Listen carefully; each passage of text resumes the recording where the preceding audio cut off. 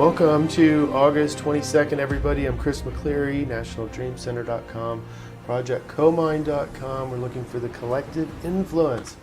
We're looking for the biggest influence that's going to be affecting all of us, the way we think, feel, and behave, some of us more than others. But if you're interested in getting updates along these lines and knowing what the biggest influence is in each given day, subscribe.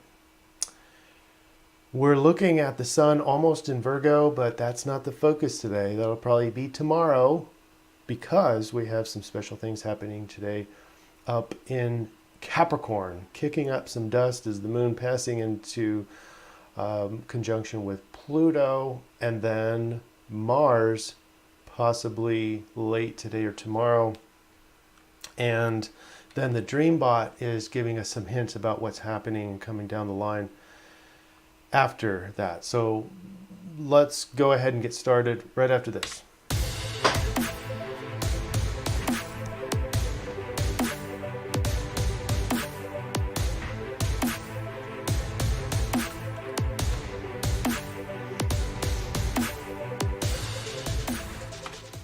Please remember to like, share, and subscribe, and we will go ahead and go picture in picture. And this is the numerology.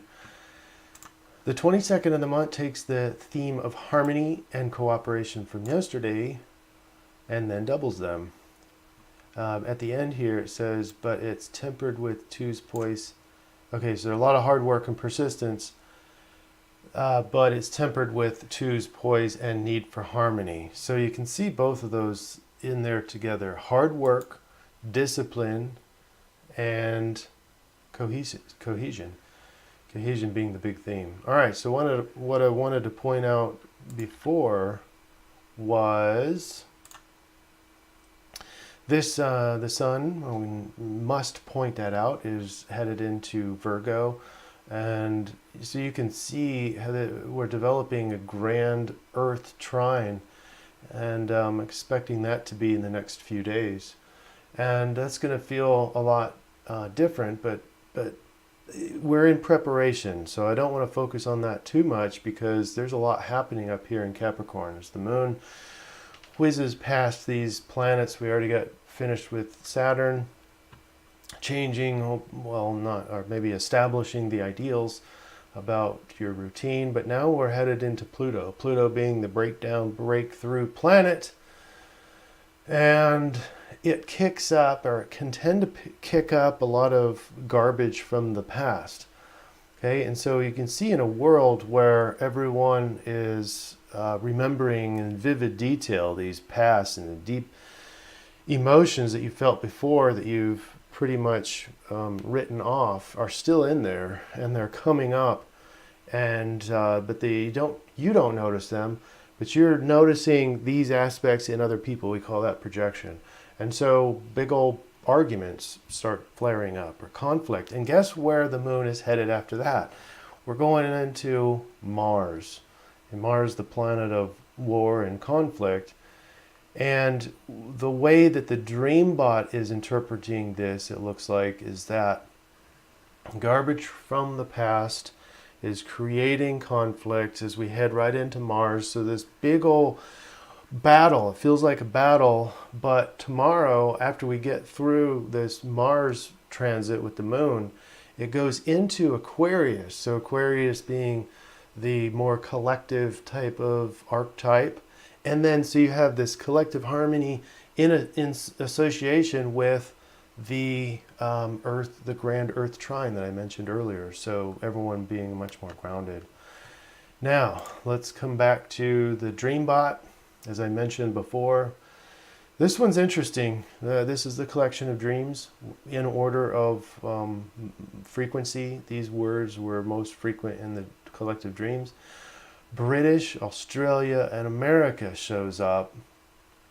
And that's rather unusual to see that many locations. Normally it's just one location.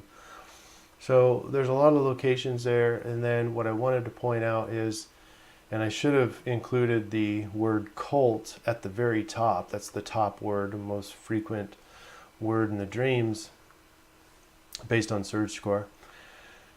So we have cult, challenges, team competition achieved, congrats, discipline, reckless, and harsh. So there's going to be some harsh times, and it's harsh feeling this crap from the past.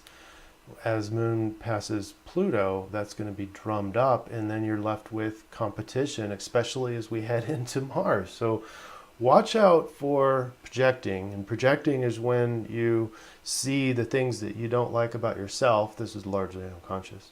The things you don't like seeing about yourself, and you see that in other people.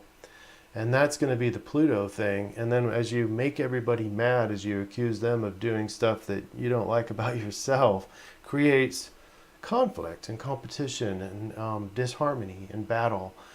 But realize that this is almost a universal tool for clearing up the past, and most especially, from what it looks like, cohesion. Cohesion. You can't get to a heightened state of cohesion without some sort of stimulus in order to shake you out of the